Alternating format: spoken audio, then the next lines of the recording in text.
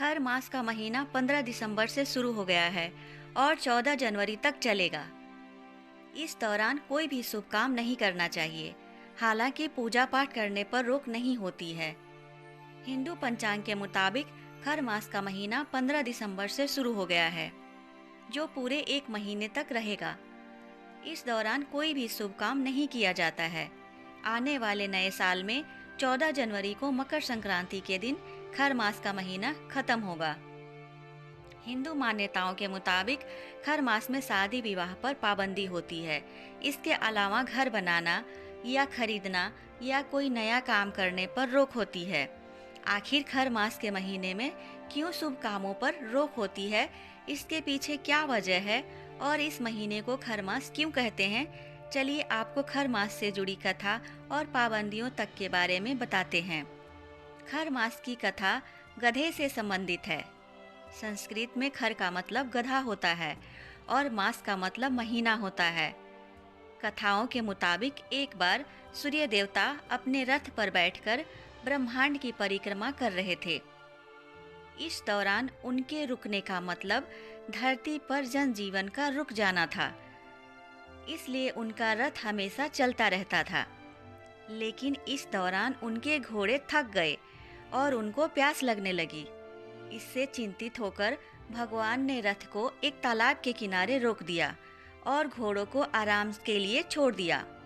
इसी वक्त तालाब किनारे दो गधे घास चर रहे थे। भगवान ने दोनों गधों को रथ से जोड़ा और फिर परिक्रमा पर निकल पड़े। लेकिन गधे तो गधे होते हैं, उनकी रफ्तार घोड़ों के मुकाबले कम होती है, इसलिए रथ की रफ्तार भी धीमी हो गई। भगवान सूर्य ने किसी तरह से एक महीने का वक्त पूरा किया और तालाब के किनारे पहुंचे। इसके बाद उन्होंने गधों को मुक्त किया और घोड़ों को रथ से जोड़ा और फिर परिक्रमा पर निकल पड़े। इस तरह से हर साल में एक महीना खर मास का होता है। खर मास के महीने में शुभ कामों पर रोक होती है, लेकिन इसका मतलब ये नहीं है कि खर मास में हर काम अशुभ होता है। चलिए आपको बताते हैं कि खर मास में क्या क्या करना चाहिए। भगवान सूर्य की पूजा करनी चाहिए। इस महीने में लक्ष्मी नारायण की पूजा करके विष्णु सहस्त्र नाम का पाठ कर सकते हैं। इस महीने में दान पुण्य करना भी फलदायी होता है। खर मास में इष्ट देवों की पूजा पाठ करने से जीवन की सभी बाधाएं दूर होती हैं। खर मास में गरीबों की मदद करने से माँ लक्ष्मी का आशीर्वाद मिलता है। इस महीने में जप तप और मंत्रों का उच्चारण करने से भी सुफल मिलता है।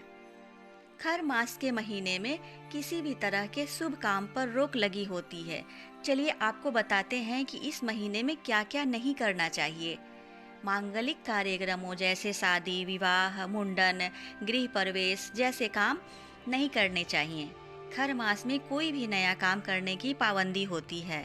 मकान जमीन या प्लॉट नहीं खरीदा जाता है। नए कपड़े और आभूषण भी पहनना नुकसानदायक होता है। खर मास में अगर संभव हो तो मूंग दाल जीरा आम सुपारी सेंधा नमक तिल नहीं खाना चाहिए। जय सूर्य देवता।